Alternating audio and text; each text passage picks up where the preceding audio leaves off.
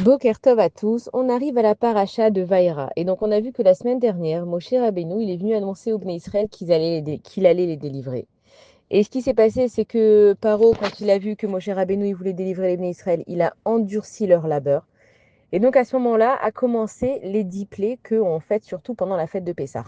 Et on voit que Akadosh Baruch Hu, pour nous délivrer, il a utilisé 4 termes. Il a dit, je vais les sortir, je vais les sauver, je vais les délivrer et je vais les prendre comme mon peuple. Et on se pose la question, et on sait que d'ailleurs à Pessah, on prend les 4 coupes de vin en référence à ces 4 façons que Akadosh Baruch Hu, il a de nous sauver. Et Hachem, il n'aurait pas pu dire, je vais juste les sortir, je vais juste les sauver, je vais les délivrer. Pourquoi est-ce que il a eu besoin, Akadosh Baruch Hu, de prendre ces 4 termes-là pour justement nous sortir de notre esclavage. Alors il faut savoir que cette histoire de Mitzrayim, évidemment, on l'a faite à Pessah, mais on en parle tout le temps. Quand on fait le Kiddush le Shabbat, on parle aussi de la Yetziat Mitzrayim. C'est quelque chose qui est ancré en nous parce que c'est à ce moment-là qu'on est devenu le peuple d'Akadosh Baruch Hu et qu'on a été sorti en fait de notre galère. Maintenant, Mitzrayim, ça vient milachon du langage qui veut dire tsar, une souffrance. On sait que Rabbi Nachman, il a dit Kol haolam kulo gesher tsar meod veikar lo lefachet klal. Donc lui, Rabbi Nachman, il nous dit que tout le monde, c'est un guécher. Maintenant, si on inverse les lettres du mot guécher, ça fait regesh, ça veut dire un sentiment. Tsarmeot, c'est une grande souffrance. Ça veut dire qu'à cause de nos sentiments dans la vie, de nos émotions, on va beaucoup souffrir. Ça veut dire qu'on est arrivé en esclavage, on a passé quand même 210 ans. Et on nous dit que là-bas, à un moment donné, il y a une femme qui a poussé un grand hurlement. Et quand elle a poussé ce grand hurlement, Akadosh Baruch Hu, il y a marqué dans la Haggadah, Vanitzak Zaka Gedola, à ce moment-là, Akadosh Baruch Hu, il a entendu notre souffrance. Et on se pose la question, quoi, mais il n'y a personne qui avait hurlé, tout le monde était OK, il y a juste elle qui a hurlé. Ça veut dire qu'il faut savoir que on est tout le temps en Mitzrayim. Chaque jour où on se lève et qu'on a une souffrance dans nos vies, que ce soit une maladie, que ce soit un loyer qu'on n'a pas réussi à payer, peu importe ce que ça peut être, un enfant qui va sortir du chemin ou qui va pas être comme nous on veut, une dispute avec une personne, c'est un tsar, c'est une souffrance. Donc dès qu'on a une souffrance dans nos vies, ça veut dire qu'on est en Mitzrayim, ça veut dire qu'on est esclave. Pourquoi? Quand on est en Mitzrayim, on avait oublié qu'il y avait Akadosh Baruch Hu. On s'est dit, maintenant, on a un autre maître au-dessus de nous qui est Pharaon, et on ne pourra jamais sortir. La preuve, c'est que quand Moshe Rabbeinu il est venu pour nous dire qu'on va sortir, et ben Pharaon, il a endurci encore notre labeur, donc personne ne va nous sortir. Et on attend que, on sait nous maintenant qu'il y a le Mashiach qui va venir, on l'attend, mais à l'intérieur de notre tête, on se dit, tant qu'il ne viendra pas, on ne pourra jamais sortir, donc on reste en fait en exil. Et la leçon de cette paracha, pourquoi on la lit maintenant, comme ça, en plein milieu, pourquoi pas un moment vraiment spécifique, c'est pour me dire qu'en fait, à n'importe quel moment, tu peux sortir de ton tsar, de ta souffrance. Comment tu fais? Il y a 4 façons de faire. D'abord, c'est de nous sortir. Pour sortir d'un endroit, il faut déjà comprendre que tu es dedans. Si tu ne te rends pas compte que tu es en esclavage, par exemple, les premières personnes qui étaient esclaves en Égypte, elles ont compris qu'elles ont passé de statut. Mais les enfants des enfants des enfants, ils sont nés en tant qu'esclaves. Donc, ils ne se sont jamais posé la question, est-ce qu'il y a un moment donné, on a pu être libre, on a pu faire ce qu'on voulait? C'est comme nous, on est nés dans cet exil. Est-ce qu'on se rappelle, nous, qu'il y avait le Beth Amikdash et qu'on était libre? Non, on s'est habitué. Donc, pour nous sortir déjà, il faut savoir qu'on est dedans. Ça, c'est une première chose. Ensuite, on dit que Akadosh Baruch Hu, il va nous sauver. Nous sauver, ça veut dire que la douleur, en fait, elle est tellement grande que c'est très difficile pour nous de nous en sortir. C'est pas nous qui pouvons vraiment nous sortir de nos douleurs, c'est Akadosh Baruch Hu. Donc on comprend que la seule façon de sortir d'une galère, c'est d'aller voir Akadosh Baruch Hu et de lui demander de l'aide. Combien de fois dans notre vie, on se trouve devant des galères et des fois on se dit, ah mais tu sais quoi, en fait, j'ai même pas prié. J'ai même pas demandé à Akadosh Baruch Hu. Je suis là dans ma galère et je dis comment je vais faire et c'est impossible et ça a tout chamboulé. Maintenant, va falloir recalculer. Mais est-ce que j'ai ouvert ma bouche et j'ai dit Hachem, tu peux me sortir, tu peux me sauver en fait de cette galère? Et c'est ça que Akadosh Baruch Hu nous demande. D'abord, Akadosh Baruch Hu veut que on se rende compte qu'on est dans une galère, qu'on est en galoute, qu'on est en souffrance. Ensuite, Hachem, il veut nous sauver. Donc, Akadosh Baruch Hu, il veut qu'on aille vers lui et qu'on lui demande. Il faut jamais oublier d'ouvrir sa bouche. Et plein, plein, plein de fois, quand on va parler même des fois avec des personnes et qu'elles vont nous dire, voilà, j'essaye de faire comme ci, j'essaye de faire comme ça, c'est que combien tu vas te mettre toi dedans? T'as oublié qu'il y avait Akadosh Baruch Hu qui est là pour te sauver? La troisième expression, c'est de nous délivrer. Quelle est la différence entre de nous sauver et de nous délivrer? C'est que on peut sortir d'esclavage, mais rester dans nos têtes en esclavage. Comme on dit, c'est que il faut pas sortir d'Égypte, il faut sortir l'Égypte de nous. Il faut pas sortir un juif d'exil, il faut sortir l'exil de nous. Ça veut dire qu'on peut très bien être dans cette souffrance que cette souffrance ne soit plus là, mais elle nous a tellement marqué qu'on va vivre en fait avec les séquelles de cette souffrance. Elle est plus là, la souffrance, mais on est resté avec la peur, on est resté avec l'angoisse, on est resté avec des cauchemars. Et en fait, quand on dit que Akadosh Baruch Hu, il va nous délivrer, c'est que la Géoula d'Akadosh Baruch Hu, elle est tellement puissante qu'elle va tout enlever. Au point que tu vas rester avec rien du tout. Ça va vraiment être, on dit avant de faire le Birkat Amazon, on dit Azainu Kecholmim, on dit Beshuv Hashem et Shivat Zion. Azainu Kecholmim, ça veut dire que quand Akadosh Baruch Hu, il va emmener le Mashiach Bezrat Hashem, et pas que le Mashiach, quand Hashem il nous délivre d'une délivrance, d'une souffrance, pardon, quand on est vraiment délivré, c'est que Azainu Kecholmim, ça sera comme un mauvais cauchemar. Des fois, on fait des cauchemars, on ouvre les yeux, on se dit, oh là là, heureusement que c'est pas vrai, heureusement que je me suis réveillée. Et il faut comprendre que quand Hachem, il va nous sortir de nos souffrances, parce que nous, on l'aura appelé, qu'on aura compris qu'on ne veut plus de cette souffrance, Hachem, il va nous délivrer, ça veut dire qu'il y aura rien de cette souffrance qui va rester avec nous, et ça aurait été comme un mauvais rêve. Et la quatrième expression, c'est de nous dire que Akadosh Baruch Hu, il va nous prendre comme son peuple. Ça veut dire quoi? Pourquoi est-ce que c'est une délivrance? On peut te dire, bon, ben, on est passé un petit peu d'un esclavage à un autre. Nous, on croit que servir à Kadosh Baruch Hu, c'est difficile. Le joug de la Torah, c'est vrai qu'il est lourd. Mais quand on va comprendre qui est Akadosh Baruch Hu et pourquoi il nous demande de faire cette Torah, alors à ce moment-là, on voudra que Akadosh Baruch Hu nous prenne comme son peuple parce qu'en fait, on va être sous sa protection. Si je vois tout ce que je dois faire comme un poids et c'est dur et il faut être sniout et il faut se couvrir la tête et il faut manger kasher et il faut pas travailler un jour par semaine et il faut faire cette mitzvah et il faut donner de la tzedaka.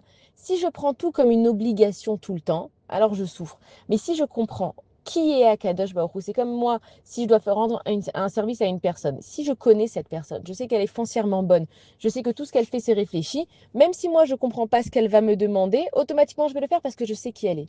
Donc nous, si on comprend que Akadosh Baruch Hu, Bara Otanu, il nous a créé, Hachem, il a créé tellement de bien dans ce monde, et Hachem Urak Tov.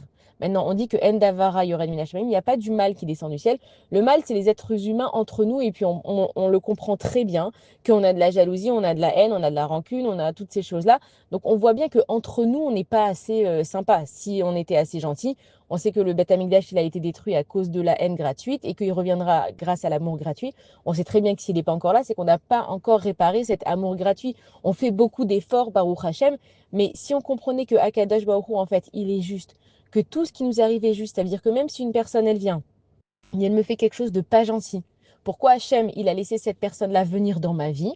Elle réglera ses problèmes. Et moi, je dois régler mes problèmes. Donc de là à venir chez cette personne et de lui en vouloir, et de lui faire la tête, et de parler mal sur elle, Zéméyoutar, ça sert à rien, puisque c'est Akadosh Baruch Hu qui lui a donné la permission.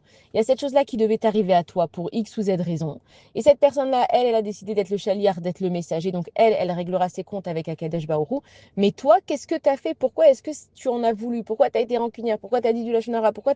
En fait, pourquoi est-ce que tu t'es mêlé de ce qui ne te regardait pas? Et donc, on comprend que quand Akadosh Baruch Hu nous dit qu'il va nous prendre comme peuple, c'est que si on savait vraiment qui était Akadosh Baruch Hu, qui nous veut aucun mal, que tout ce qu'il nous envoie, c'est pour nous protéger, c'est pour nous faire gagner des mérites, que chaque épreuve qui nous arrive, en plus, on a la force, on l'a déjà entendu plein de fois, c'est que le mot Nisayon qui veut dire épreuve, il a la racine du mot Nes qui veut dire miracle. C'est juste à nous, en fait, d'utiliser ces quatre expressions. Quand j'ai une épreuve qui vient, une souffrance qui vient, parce que les épreuves, elles nous font souffrir, je dois me rendre compte que c'est une épreuve qui vient d'Akadosh Baruch Hu. Je dois demander à Akadosh Baruch Hu de me sauver. Ensuite, je dois demander à Akadosh Baruch Hu qui m'enlève toutes les séquelles pour pas que j'ai besoin d'en reparler et d'accuser l'un. Ah oui, je me rappelle, cette histoire, elle m'est arrivée. Ah, mais c'était à cause de cette personne-là. Attention, on ne fait jamais d'affaires avec lui, ne fait pas comme ci, ne fait pas comme ça. C'est-à-dire que Akadosh Baruch Hu, dans sa délivrance, qui soit celle du Mashiach Bezrat Hashem ou la délivrance personnelle de chacun à laquelle on doit arriver dans nos vies, il faut comprendre qu'il faut appeler Akadosh Baruch Hu. Et celui qui appelle Akadosh Baruch Hu en vérité et qui a besoin d'être sauvé, comme cette femme qui a hurlé, c'est pas que les autres, ils n'ont pas hurlé, c'est que cette femme, elle a hurlé à la bonne personne. Elle s'est vraiment tournée vers Akadosh Baruch Hu. Et comment elle s'est tournée vers Akadosh Baruch Hu en se disant, là, Hachem, je sais qu'il y a de l'espoir. Et ça veut dire que dans l'espoir qu'on a d'être délivré, on n'a pas l'espoir dans le Mashiach. On a l'espoir dans Hachem qui envoie le Mashiach. Si moi maintenant, je crois que dans le Mashiach et j'oublie que c'est Akadosh Baruch Hu qui me l'envoie parce que j'ai oublié de lui demander, alors c'est pour ça que la Géoula, que ce soit encore une fois la Géoula pour tout le monde, où il faut savoir que chacun dans cette vie, il peut avoir une Géoula personnelle comme le Mashiach, son Mashiach personnel à lui avant que le vrai Mashiach il arrive. Mais si on attend tous Mashiach en se disant bon bah c'est lui qui va nous sortir, nous on peut rien faire, c'est pas comme ça que tu vas être sauvé. Il faut que tu pries tous les jours. C'est pour ça qu'il y a une mitzvah de prier tous les jours pour la venue du Mashiach parce qu'il peut venir dans ta vie personnelle à toi.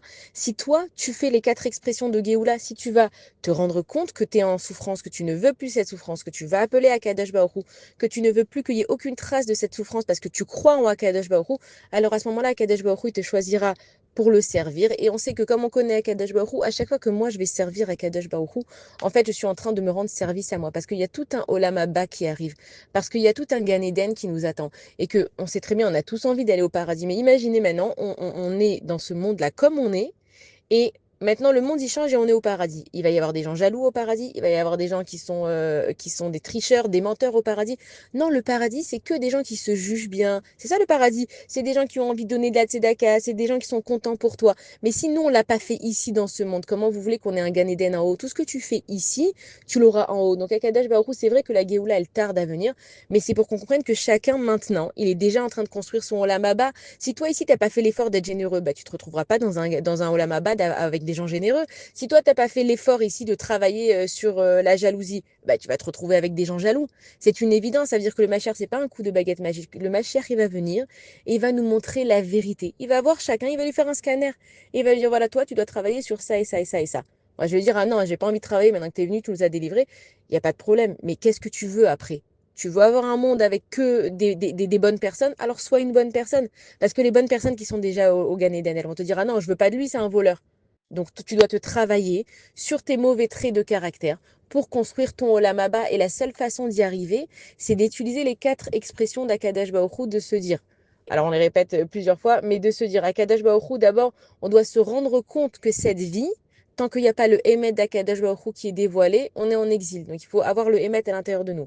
Ensuite, il faut appeler Akadash Baruch Hu, pas compter sur les éléments extérieurs, pas compter sur un directeur de la banque, pas compter même sur un parent, sur personne. Tu dois compter d'abord sur Akadash Baruch Hu. Ensuite, Hachem, il t'enverra le bon messager.